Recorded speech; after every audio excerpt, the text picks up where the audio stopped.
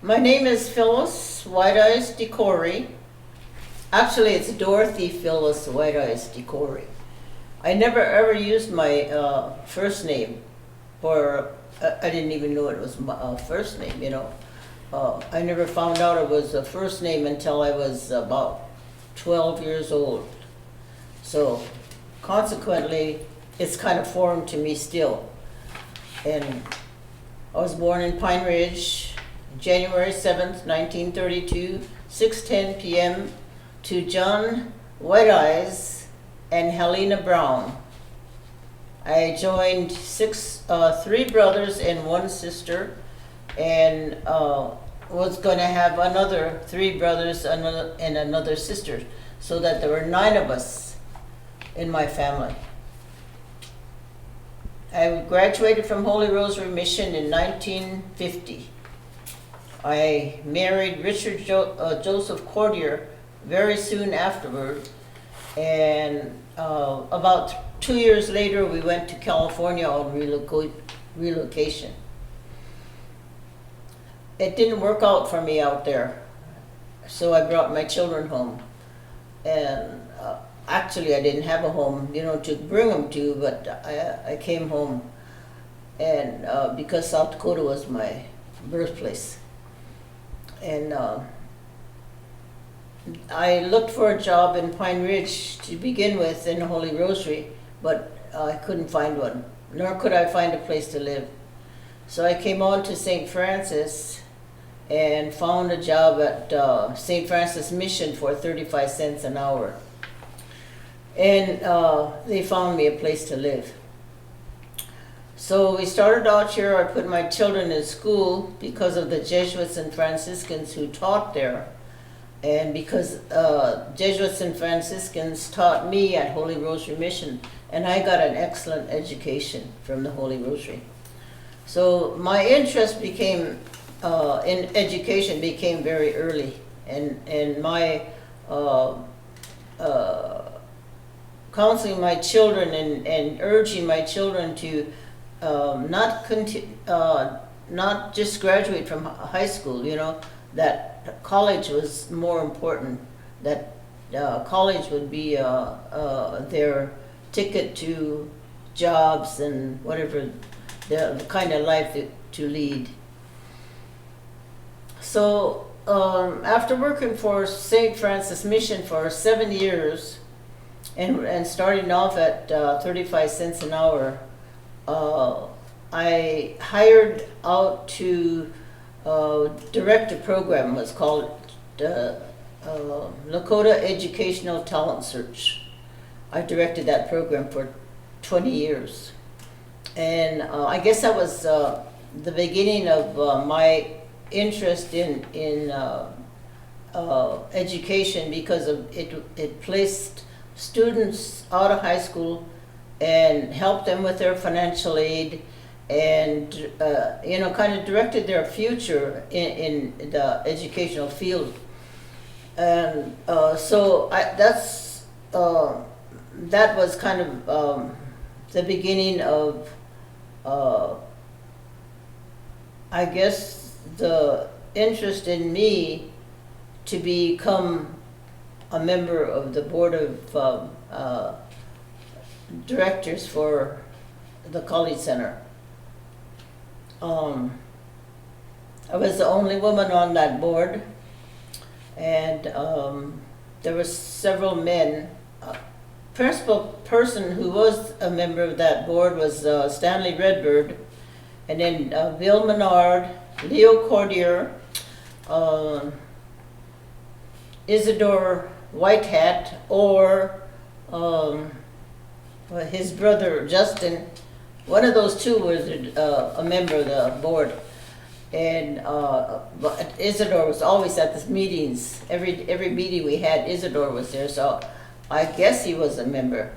And Joe Marshall, Ed Charging Elk, myself. There's about that many, and the tribal chairman was a member, ex officio member, Webster Tuhawk. at that time. So we worked pretty well together, the board of directors, and worked hard to get the college off the ground.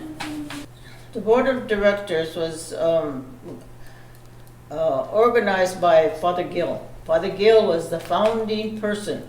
That was his dream, to get the college center on the Rosebud Reservation. There was already a college on the Pine Ridge, and Lakota Educational.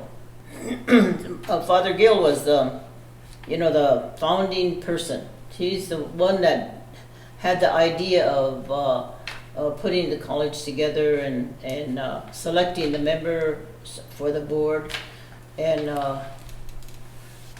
they worked pretty hard together to get the college center off its feet and in a decent place to live. The beginning, the first building that they had was the old BIA building that was in Rosebud.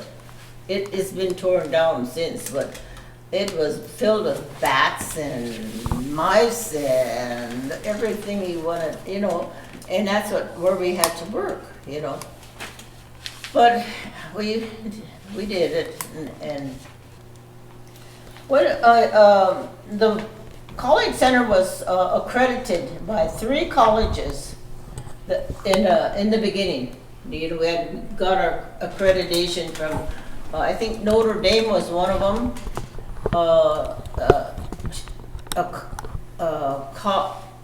Colorado College, I don't know, what college it was, but it was out of Colorado.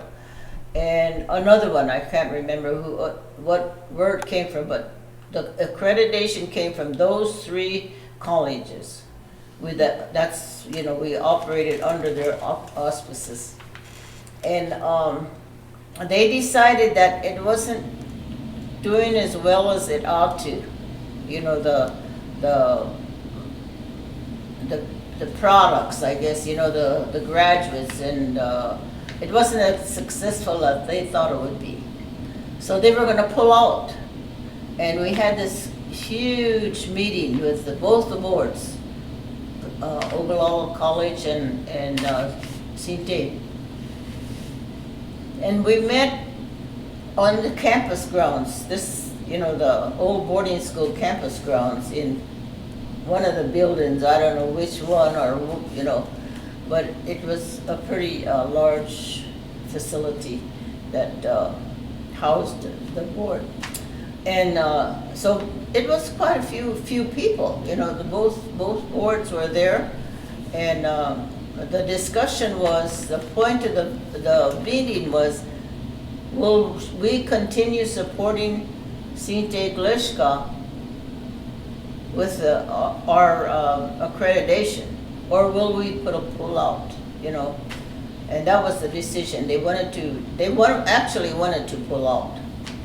And so the whole discussion was the reasons to keep it going, to keep the accreditation out of those colleges.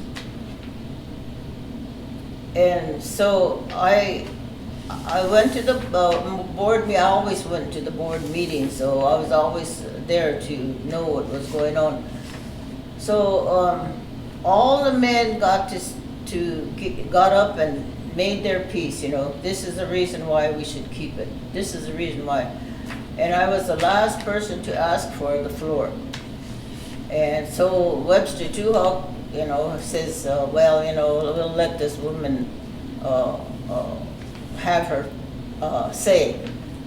So she said, he gave me permission to have the floor and say what I wanted to say. So I said, there's a lot of people, a lot of girls in my situation. I said, I'm a single mother, single parent, raising 6 children. I cannot uproot my children from where we are and the conditions that we are living in, and take them to Vermilion or to Black Hills State to go to college, because we would know, we wouldn't be accepted as a family that big in a place like that. We would have to pay a lot of money for rent or living expenses if we uprooted my children and moved for me to get my education. And so, and there's a lot of young women in the same condition with children, but no, either the man of the house abandoned her or left her, divorced her, or whatever, but she was alone, as I was. And I said, if the accreditation is pulled out from under us, we have no place to go. We have no ability to get an education. We have to stay where we are, and not become self-sufficient or self-supporting. And that's I believe was the reason why the accreditation was kept. It's because of the turned around to let them actually see what was happening to the young women on the reservation.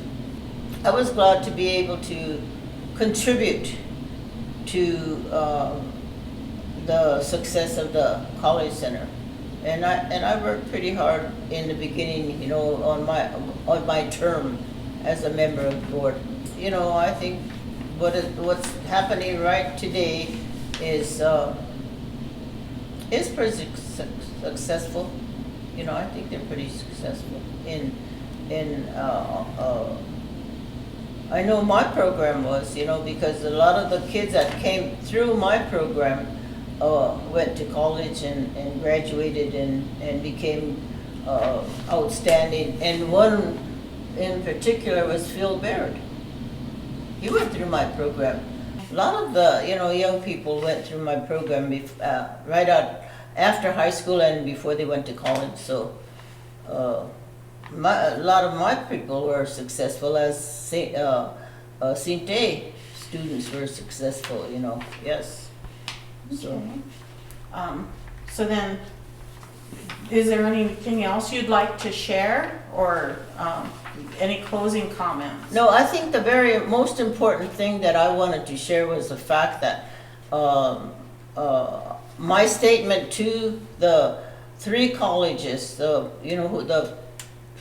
people that came representing those three colleges, listened and agreed with me, or maybe it was the sob story, I don't know, but we continued with the College Center at that time.